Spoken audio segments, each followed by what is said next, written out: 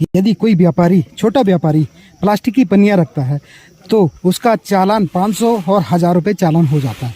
लेकिन यहाँ पे आप देख सकते हैं 15 दिन भी नहीं हुए मेले लगे हुए, और यहाँ पे जो अंबार है, अब देखना ये है कि इन पे कितने का चालान हुआ होगा। यहाँ पे देखिए दिन भर ये लगे रहते हैं अपने कार्य में, और रात में बोतलों का अंबार यहाँ पे आप देख सकते हैं कमाने आ रखे हैं या यहाँ पे माहौल ख़राब करने के लिए। तो यहाँ पे आप सामने ठीक देख सकते हो प्लास्टिक की पन्नियाँ और इतनी ज़्यादा गंदगी।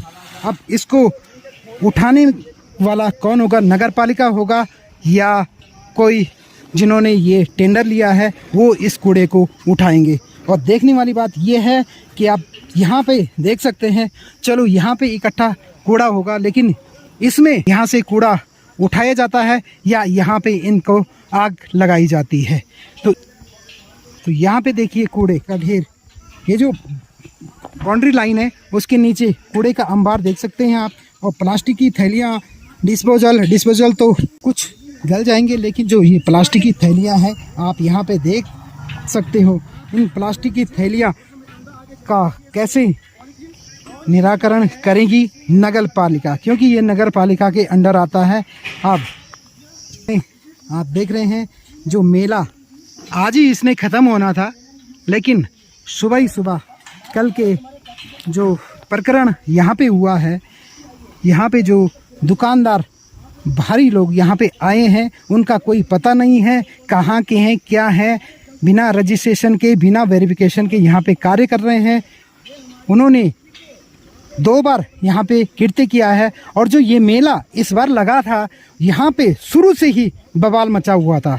यहाँ पे यदि मेला लगा हुआ था तो ये जो सिक्योरिटी गार्ड थे ये किस लिए यहाँ पे बुलाए गए थे? चलो ठीक है, यहाँ पे बुलाए गए थे, लेकिन लेडीज़ों का यहाँ पे सिक्योरिटी गार्ड में आना हमें सही नहीं लगा, क्योंकि उनका जो बात करने का तरीका बहुत ही ज़्यादा खराब था। और हम अंकित भाई की तरफ लेके चलते हैं।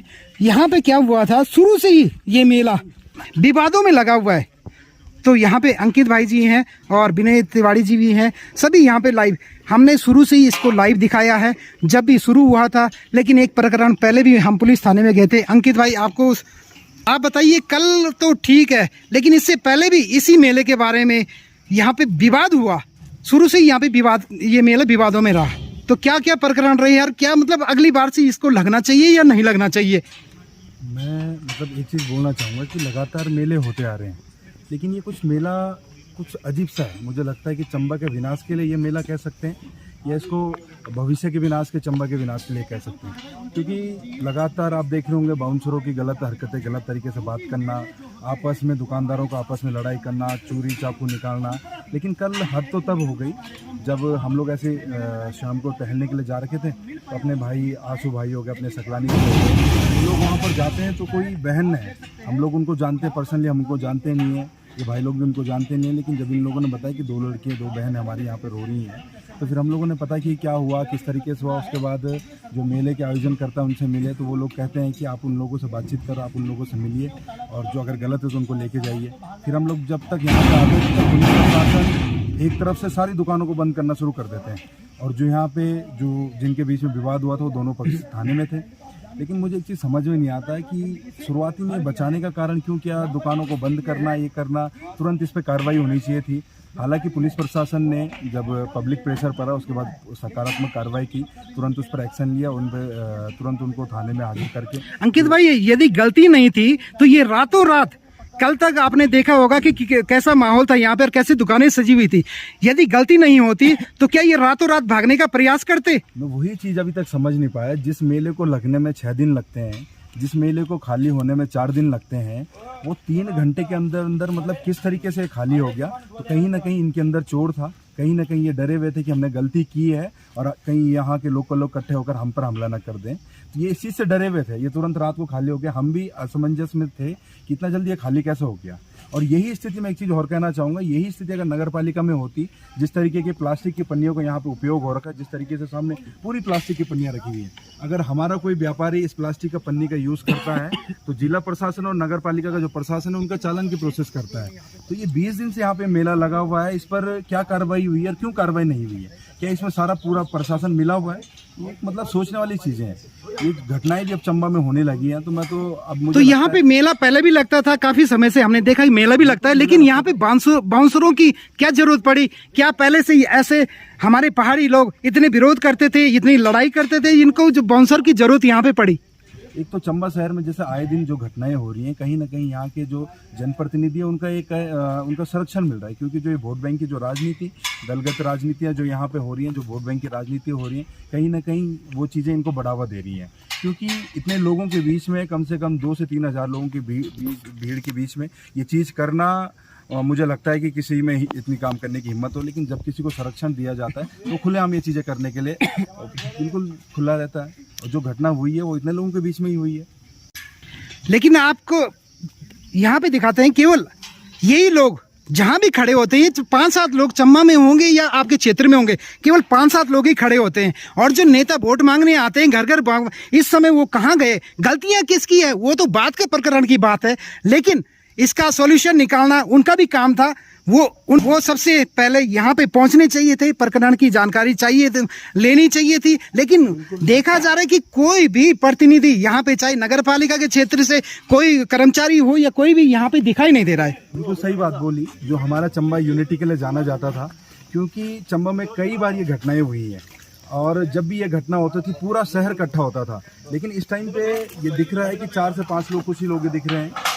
मैं उन लोगों को इस सोशल मीडिया के माध्यम से एक चीज़ कहना चाहता हूँ कि आज वो किसी की बहन है, कल मेरी बहन हो सकती है, परसों आपकी बहन हो सकती है। तो अगर आपके साथ ये चीज़ें होंगी और आपके साथ कोई इकट्ठा नहीं होगा तो आप पर क्या बीतेगी, उस परिवार के साथ आज हमें खड़े होने की ज़रूरत है। और अगर हम उनके साथ ऐसा करेंगे तो कल हमारे साथ कौन खड़ा होगा, ये सोचने वाली चीज़ है। लेकिन जो प्रकरण कल हुआ था उस सीधे उसमें पूछा गया, बिल्कुल सही बात। लेकिन जाति से किसी ने नहीं पूछा कि तू कौन है भाई साहब। हमारे हिंदू भाइयों की भी दुकानें लगी हैं और मुसलमान भाइयों की भी दुकानें लगी हैं। मैं पहले से एक ही चीज बोलते आया हूँ कि ना हमें किसी बाहरी व्यक्ति से दिक्कत है, लेकिन हमें उस बाहरी व्यक्ति से दिक्कत है जो हम यहाँ पर आकर हमारी संस्कृति से छेड़छाड़ करते हैं, हमारी माता बहनों से छेड़छाड़ करते हैं, हमारी डेमोग्राफी को चेंज करने की जो कोशिश करते हैं। हमें ऐसे व्यक्तियों से दिक्कत है। हमें हिंदू मुसलमान से कोई राजनीतिक वो नहीं है कि हमें हिंदू मुसलमान करना है। हमें उन लोगों से दिक्कतें हैं जो हमारी चीज़ों में गलत होते हैं और हमारी संस्कृति को प्रभावित करने की कोशिश करते हैं, हमारी माता बहनों को ठेस पहुंचाते हैं और हमारे सांस्कृतिक और धार्मिक चीज़ों पर ठेस पहुंचाते हैं। हमें उन लोगों से दिक्कतें हैं। विनय भाई, ये जो प्रकरण हुआ है, आप देखा गया कि आप जितने भी हो खड़े रहते हैं, चाहे वो दल की राजनीति हो, बल की राजनीति हो, उससे हट के आपकी सोच अलग है, वो मैंने देखा है। लेकिन बहुत सारे लोग कहना चाह रहे हैं कि वो अपनी राजनीति चमकाने पे लगे हुए हैं। लेकिन जो कल का प्रकरण हुआ वो केवल आप यहाँ पे सहयोग भी करते, खड़े भी हो जाते। तो विनय भाई, आपका क्या कहना है इसमें? देखो बाजी, क्या है, लोगों का काम कहना है, जो स्वयं कुछ नहीं कर सकते वो दूसरों पे आरोप प्रत्यारोप कर लेते हैं। मैं उनसे पूछना चाहता हूँ, चलो हम अपने अगर राजनीति कर रहे हैं तो आप लोग स्वयं क्यों नहीं आते, आप आवाज क्यों नहीं उठाते? आप कहाँ मर जाते हैं उस टाइम पे जब ऐसी घटनाएं होती हैं? आप मंचों पे फोटो खिंचवाने के लिए आगे आ जाते हैं, आप मंचों पे फोटो खिंचवाने के लिए जरूर आगे आ जाते हैं, पर जब ऐसी घटनाएं होती तो यहाँ क्यों नहीं आगे आते हैं? कल एक बहन के साथ ऐसी घटना हो जाती है जिसे हम व्यक्तिगत नहीं जानते, हमें नहीं पता वो बहन कौन है, पर उसके साथ ऐसी घटना हो जाती है तो हम इस समाज के जिम्मेदार नागरिक होने के नाते आगे आते हैं। पर अगर आप जनप्रतिनिधि बनते तो आप आगे क्यों ना? मुझे अभी तक मैं कोई चुनाव नहीं लड़ा और ना मैं अभी नगर पालिका का कोई चुनाव लड़ रहा हूँ या शहर का कोई चुनाव लड़ रहा हूँ जो मुझे ऐसी राजनीति करनी हूँ। मैं गाँव का व्यक्ति हूँ और गाँव की बात करता हूँ। पर यहाँ पे देख पा रहे होंगे कि काफी समय से मेला लगा हुआ है, लेकिन जो ये मेला है, इस समय का मेला शुरू से ही विवादों में रहा। और आप क्या चाहते हैं, इस मेले में अगली बार से लगना चाहिए या नहीं लगना चाहिए? अपनी प्रतिक्रिया दें। सजवान जी, मेरा तो हमेशा ही इस मेले का वैसे विरोध ही रहा है और हम भी चाहते हैं आगे से ये मेला नहीं लगेगा और हम इसका पुरजोर विरोध करेंगे। और जैसे कि मैं आपको थोड़ा बता दूं कि ये आपको भी वैसे पता ही है कि ये हमारे सूटा की ज़मीन है और ये ज़मीन हमने दान स्वरूप इस शिक्षण संस्थान के लिए दी है और इसका नाजायज फायदा उठाया जा रहा है। और स्कूल प्रशासन ये मेले की आड़ में यहाँ से कोई, मेरे को लग रहा है, धन उगाही कर रहा है। क्या इनका कोई ना कोई इसमें स्वार्थ है? भाई जी, हर जगह देखा हमने, आप ही खड़े रहते हो, क्यों? आपके ग्रामवासी कहाँ सोए रहते हैं उस समय जब मेला शुरू होता है? उसी समय यदि विरोध किया जाए तो ऐसा मेला लगना संभव नहीं है। हाँ, ये तो है थोड़ा इसमें। अब आगे से हम इसका भी ध्यान रखेंगे और आगे से लोगों को इसके बारे में समझाएंगे। और मेरा जैसा कहना है आपसे कि मैं ये बोल रहा हूँ कि आज जो ये मेला लगा हुआ है इसकी परमिशन किस तरह मिल जाती है, नियम को ताक पे रख के इसको परमिशन दी जा रही है। और इसकी गंदगी देखो जरा यहाँ क्या। तो ये गंदगी है भाई साहब, ये सफाई कौन करेगा? नगर पालिका सफाई करेगी या जिला प्रशासन सफाई करेगा? समझ में नहीं आया इसकी सफाई कौन करेगा। तो यही कहना है कि शासन प्रशासन इस तरह की परमिशन इसमें मेले लगाने की न दे, और जिससे कि यहाँ की आगे आने वाले समय में बहुत बड़ा आंदोलन छेड़ा जाएगा, जिसकी समस्त जवाबदारी इस शासन प्रशासन की होगी। धन्यवाद। कल सुना था, अनाउंस भी हो रहा था कि कल आपका शायद पर्स खोया है, क्या वो मिल पाया आपको? नहीं मिल पाया। या आपने थाने में रिपोर्ट लिखाई है उसकी, या क्या क्या सामान था आपका? और क्या आप अपील करना चाहते हो जो भी वीडियो देखेंगे कि यदि आपको पर्स मिल जाए तो कहाँ दें? वो कहीं दुकान पे डॉक्यूमेंट करके कहीं भी दुकान पे दे सकते हैं, बता थाने में दे सकते हैं पर लेकिन बता दो कि प्लीज जो पैसे ले जाओ, पर लेकिन तो कागज डॉक्यूमेंट जितने भी है वापस कर दो। क्या क्या सामान था उसमें आपके पर्स में? बच्चों के आधार कार्ड, पैन कार्ड था, यही थे उसमें। छोटा सा पर्स हाथ का था ना, वो उसमें रखे थे। ठीक है। तो यहाँ पे आप देख पा रहे होंगे, यदि कोई यही क्षेत्रीय कोई एक रेड़ी लगाता है या कुछ भी अपनी रोजमर्रा की जिंदगी के लिए एक दुकान खोलता है, तो यहाँ पे आप देख सकते हैं उसके लिए यदि लाइट की व्यवस्था करनी पड़ेगी तो वहाँ पे नियम। ये बाउंसर, मतलब ये पहाड़ों में बाउंसर हमने पहले भी कई मेले देखे हैं, पिछली बार भी हमने देखा है, लेकिन ऐसे बाउंसर जो इस बार जैसे उनका बिहेवियर था, और लेडीजें थी, जेंट्स होते तो फिर भी झेल लेते, लेकिन लेडीजों का बाउंसर में आना कितना सही और कितना गलत है। देखो, मैंने उससे वही बात की थी कि यहाँ पे क्या आतंकवादी या डकैत रहते हैं या कोई ऐसे गुंडे हैं, माफिया हैं जो जिनसे बचाने के लिए भाई तुम्हें यहाँ बाउंसर की जरूरत पड़ती। फिर मुझे पता लगा कि वो बाउंसर लड़कियां हैं, क्योंकि जो हमारे पहाड़ों की लेडीज हैं, लेडीज के लिए लेडीज पुलिस मान सकते हैं, लेकिन जो दारू पी के कई आते हैं, कई लोग, हम ये नहीं बोलते कि सभी है, होता है, और लेकिन उनको संभालने के लिए लेडीज या लेडीज में थोड़ा बहुत छेड़छाड़, अगर हम पहाड़ी गलती से हो गया तो इसका जिम्मेदार वो ठेकेदार होगा या ये होंगे? क्या हुआ, जब वो परिक्रम में उसमें आया तो मैंने देखा कि वो लेडीज किस हिसाब से बात कर रही हैं। ओए तू रे करके, छोटी बच्ची है, कोई बुजुर्ग, अगर 70 साल की कोई माता है, दादी की उम्र की हमारी 70 साल की कोई है, तो उससे इस तरह से बात की जा रही थी। तो मैंने इस चीज़ का जब विरोध किया तो कुछ लोगों को मिर्ची लगी, उनकी जली, तो उससे कोई फर्क नहीं पड़ा। पर एक चीज़ बताओ, जिस बुजुर्ग ने, जिस दादी ने, जिस माता ने आज तक कभी ऐसे शब्द नहीं बोले होंगे, अगर उसे ऐसा शब्द सुना करके तू करके कोई बोलेगा, एक 22 या 25 साल की कोई लड़की अगर उन्हें ऐसा करके बोलेगी, तो आप सोचो ना उसके हृदय पे क्या बीतेगी कि उनकी बेटी या उनकी नातिन की उम्र की कोई अगर ऐसा करेगा तो क्या असर उनके हृदय पे पहुंचा होगा। तो इसका मैंने विरोध किया था। तो कुछ लोगों ने कहा कि ये हटाओ, तो ठीक है, लोकल लोगों के दबाव मैंने उसको हटा दिया था, पर उस वीडियो को मैं दोबारा अपने फेसबुक में डालूंगा। और जब मैंने इसका विरोध किया था उसके 2 दिन बाद कल ये घटना हो जाती है, तो जिसमें फिर विश्व हिंदू परिषद बजरंग दल ने आंदोलन किया और पुलिस का सहयोग मिला। भले संघर्ष हुआ पर अपराधी को पकड़ा गया।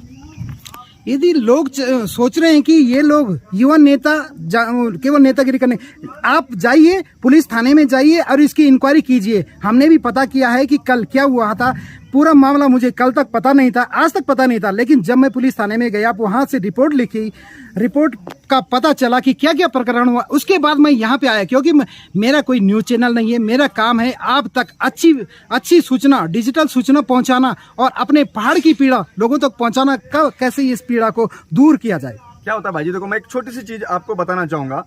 हम ना ऑनलाइन सामान खरीदते हैं, हम ये मेले लग गए, पहले तो ये हमारी परंपरा है नहीं, ये मेलों की, हमारी परंपरा थौल की है।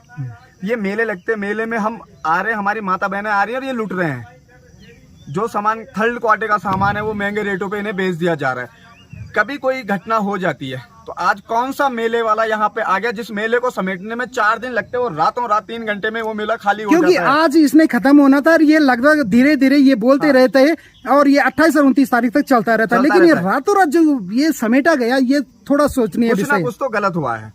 देखो दूसरी चीज है कि ये लोग कभी कोई घटना, अभी बीच में कुछ साल पहले एक घटना हुई थी और बहुत दुखद घटना हुई थी, तो लोकल व्यापारी ही वहां पे आया था जिसने वहां मदद की थी। लोकल व्यापारी अपनी दुकान को छोड़ के उस घटना के स्थल पे पहुंचा था, वो पत्थर हटाने से ले हर एक चीज में लगा हुआ था। कहाँ गए थे ये मेले वाले?